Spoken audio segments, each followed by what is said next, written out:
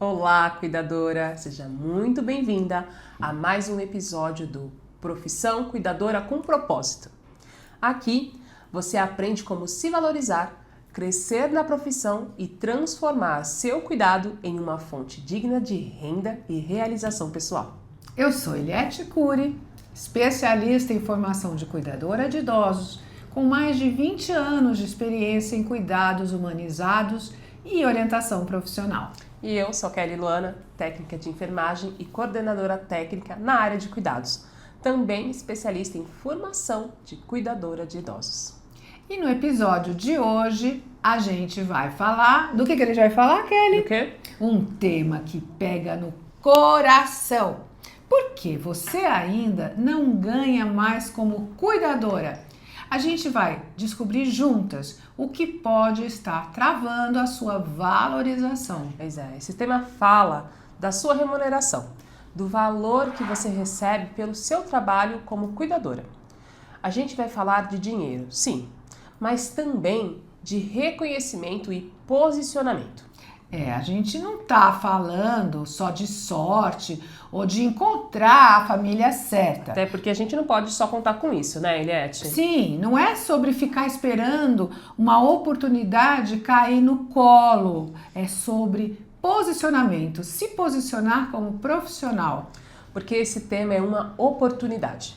Entender os motivos que te impede de ganhar, mas é o primeiro passo para mudar a sua realidade. Você já parou para pensar o que te faz te impedir de ganhar mais? Quando você muda essa mentalidade, né, Kelly? E a postura, aí... Você muda os seus resultados também. Exatamente. Então, essa questão da mentalidade, ela é fundamental para qualquer coisa, né, Kelly? Porque uma pessoa que está sempre pensando assim... eu não ganho mais porque eu sempre coloca o problema externo no outro, né? Na política, no bairro, no lugar que mora. Né? De repente não achou um cliente bom, que a culpa é do cliente, que ele não te reconhece. Você já parou para pensar que às vezes o probleminha é aí dentro, que a gente tem que resolver? Né? Toda mudança, né? Seja ela física, qual seja a mudança que a gente quer realizar, ela tem que começar pela gente, tem que começar aqui por dentro. É atitude, é a nossa atitude, é acreditar, é ter a consciência de que você pode mudar essa realidade. Senão é sempre, não, é assim mesmo, não dá certo não dá comigo. Certo, é a culpa do outro, é porque é assim mesmo, vamos aceitar, porque a cuidadora não é valorizada mesmo. Inclusive a gente vê isso nos comentários, né, Eliette? Mas a cuidadora é assim mesmo, é uma profissão que não é valorizada, a gente tem que aceitar. Não é bem assim. Tem gente que adora a profissão. Vamos combinar que a gente vai falar profissão aqui, mas depois a gente vai comentar sobre essa questão da profissão. Então, tem gente que adora essa atividade, essa função de cuidar, né? Estar ali para fazer algo por uma outra pessoa. Mas fica batendo na tecla que não consegue ganhar dinheiro, que não é uma coisa que dá dinheiro, né? Mas olha só, a gente tem alguns exemplos que a gente conhece. Por exemplo, a Carla. Você lembra dela, Eliette? Tanto que eu lembro que eu tô aqui contando pro pessoal, né? Exatamente. Que ela ganhava R$ 1.500 por mês. Aí ela aprendeu a se apresentar profissionalmente e hoje ela cobra R$ 250 por plantão. Ela me marcou justamente por isso, né? Era assim, era tão pouco, né? Então, ela conseguiu mudar a realidade dela assim, e foi essa questão que a gente falou. Ela mudou ela primeiro. Depois, né, ela teve condições. Depois que ela se moldou, ela conseguiu... E ela percebeu que a questão também tinha a ver com não é só com conhecimento, que ela tinha que entender que partia da maneira como ela se apresentava, sim, como ela se vestia, como ela se colocava na residência, como ela se relacionava com as pessoas da família. Porque a técnica é importante, né? A gente já falou isso aqui várias vezes. É importante, você precisa ter técnica e conhecimento do que você está fazendo. Mas se você não chegar, né, bem vestida, né, com as unhas curtas, com o cabelo bem amarrado, se você não chegar apresentável, isso é para qualquer lugar, né? Você não se encaixa. E é uma questão, às vezes, a pessoa chega mascando um chiclete, né? Entra na residência com o sapato que veio da rua, né? Isso mostra que a pessoa não tá com a consciência do que efetivamente é uma apresentação profissional. Exatamente. Eliette, você lembra da Gislene? Gislene, claro. Lembra, ela trabalhava sem registro, né? E conseguiu se regularizar. Ela fez o curso e dobrou a renda dela. Então, e essa questão da regularização, de trabalhar de uma forma, vamos dizer, formal, porque se ela se registra, se ela tem um contrato, seja como CLT, Sim. seja como MEI, ela mostra uma credibilidade diferente. Não é uma coisa informal que todo mundo pode fazer, não. Ela tem que estudar, ela tem que ter um contrato, que ela vai ter as cláusulas bem claras do que ela faz como cuidadora, o que ela não faz. Isso é se valorizar. E isso também serve para outros clientes, né, Eliette? Então, assim, se você fosse apresentar aí no futuro para outra pessoa, você já tem um contrato que você realizou, né? Isso ou registrado ali como seu CLT ou como um contrato de MEI, você já tem isso para apresentar para um futuro cliente, né? Então, é uma forma de você comprovar que você teve, sim, essa garantia de estar regularizada, de realizar as coisas corretamente. Eu acho que aí é um ponto, né? A Kelly concorda comigo, porque a gente fala bastante sobre isso. Isso é um ponto que, normalmente, as cuidadoras não dão importância, porque estão acostumadas a entrar numa casa, fazer o plantão. Exato. E não tem aquela formalização de um contrato.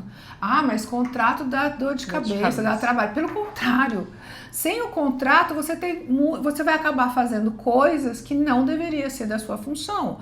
Você não consegue colocar os limites claros para que todo mundo tenha lá alinhado o que é seu papel e o que não é o seu papel. Então, a dor de cabeça vem depois. E isso, a gente recebe inúmeras reclamações e comentários de cuidadoras que não conseguem ter esse limite claro da família, não é? E um exemplo, né, Eliette? Por exemplo, eu chego em você para você contratar um serviço, e aí você fala assim, olha, Kelly, a gente combina um valor, é tanto. Uhum. Né? E aí eu chego para você, então tá bom, então quando eu finalizar 5 plantões, você me paga. Agora eu chego para você e falo assim, olha, Eliette, então, mas eu preciso de um contrato. Né? Vamos gerar um contrato entre a gente, nesse contrato a gente vai estipular o que pode, o que não pode, qual a minha obrigação, qual é a sua obrigação. Quando eu recebo. Olha a diferença, né? Quando você já chega, né? Não é impondo, mas já informando a pessoa que você trabalha dessa forma. Olha como soa diferente. Então esse cliente vai contratar que tipo de cuidadora? A cuidadora que mostra mais profissionalismo. Exatamente. Então se você estiver aí numa fila de entrevistadas, isso vai fazer diferença. Então, se você já tem MEI ou você tem uma carteira de trabalho, dependendo de onde você vai trabalhar, eles podem optar por uma forma ou outra de contratação. Mas é diferente, a gente já vai te ver como uma pessoa especializada, uma pessoa diferenciada, né? Uma pessoa que sabe se dar o valor. Então, essa parte do contrato, gente, pode parecer que dá trabalho, que é complicado, mas é o caminho que qualquer pessoa que trabalha de qualidade tem. Né? Por que a cuidadora não tem isso? Por quê? Porque é considerado um trabalho informal. É considerado como uma pessoa que trabalha, uma diarista, uma pessoa que cuida da casa. E aí acaba se confundindo os papéis. Porque não tem essa diferenciação, não tem essa postura profissional de um trabalho formalizado.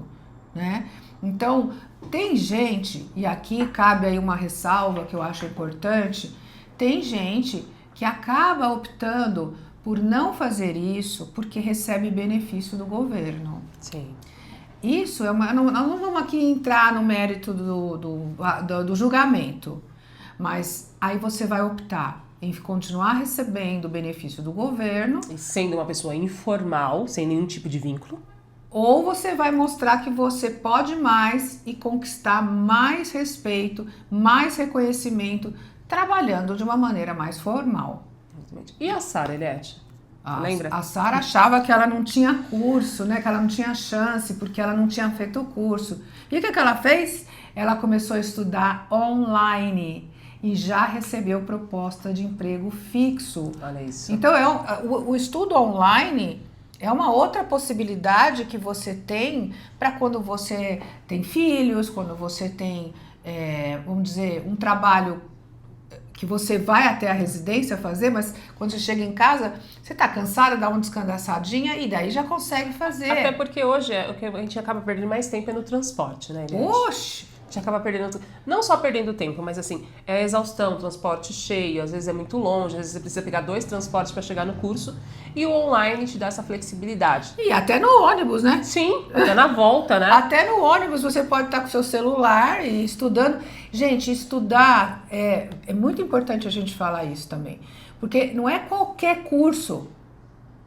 A gente tem muitos cursos. Cursinhos. Você botou no diminutivo, não sei porquê, né, Kelly? Cursinhos. A gente tem muito curso de cuidador por aí, mas que vai fazer o quê? Vai te ensinar o básico, o beabá do beabá. Vai ficar naquela questão só técnica.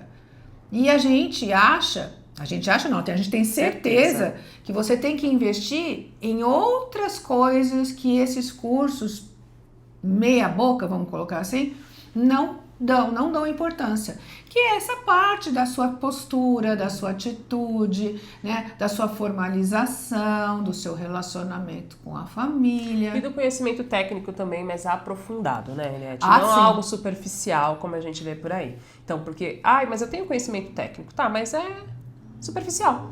Exatamente, é aquela coisinha assim, trocar fralda, Isso. né? Os sinais vitais. Aliás, sinais vitais, gente, tem gente que não sabe.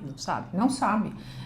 E é comum. Às vezes a gente vai fazer, eu não sei se todo mundo sabe, eu tenho uma empresa de cuidados, né, domiciliares, e às vezes a gente vai fazer uma avaliação clínica na residência da pessoa, e aí eles começam a trazer, os clientes começam a trazer pra gente as barbaridades que eles veem acontecer com cuidadoras que vão lá trabalhar, e por isso eles estão procurando uma empresa especializada para isso. Por quê? A cuidadora não sabia nem aferir uma pressão, né? Não sabia trocar a fralda do jeito correto. Completamente despreparado, né, Eliette? Essa palavra despreparada é muito importante, né? sabe? Ela não tem preparo nenhum para realizar o atendimento, né?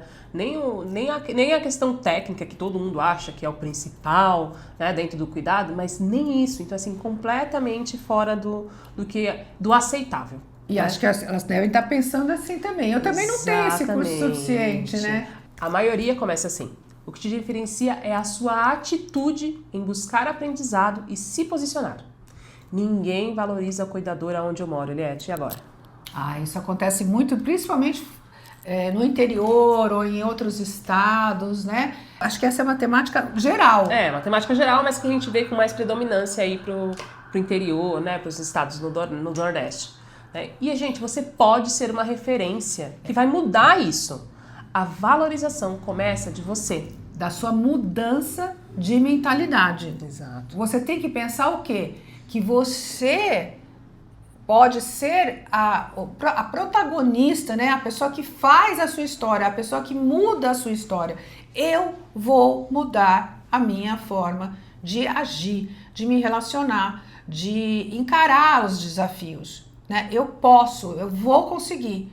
Então é a sua mentalidade, não é deixando de colocar a responsabilidade naquilo que não está no seu controle e jogar para você. Você tem o controle, então o que você pode fazer, né? Então você, por exemplo, nessa questão da valorização, o que acontece muitas vezes? Muitas vezes, Eliette, a pessoa tem medo de cobrar caro e perder o cliente. Gente, eu entendo isso completamente, né? Às vezes a gente, eu vou abrir mão aqui porque eu tô precisando e eu vou fazer e depois a gente vê o que acontece. Gente, quem paga barato exige como se pagasse caro. Às vezes é o que mais acontece. Exatamente. As pessoas que mais exigem são as que menos pagam. Até porque muitas vezes a gente está relacionando com pessoas que é o primeiro contato com esse tipo de atendimento. Então é a primeira vez que o pai está precisando, o avó que está precisando. Então, na verdade, nem eles sabem muito bem o que você pode e o que você não pode fazer, né, Eliette? Então você precisa saber os seus limites, até onde vai o limite. E independente do que você for fazer na residência e o quanto você vai ganhar, o cliente vai te cobrar. Exatamente. E quem entende o valor do seu serviço, paga por ele. Isso é um fato. Um jeito errado, por exemplo, também de executar essa questão da valorização é aceitar qualquer valor, sem impor limites, né? Como se apresentar como profissional de saúde e sim como alguém que tá para ajudar. Aí chega lá com um perfil, não com um perfil de cuidadora profissional.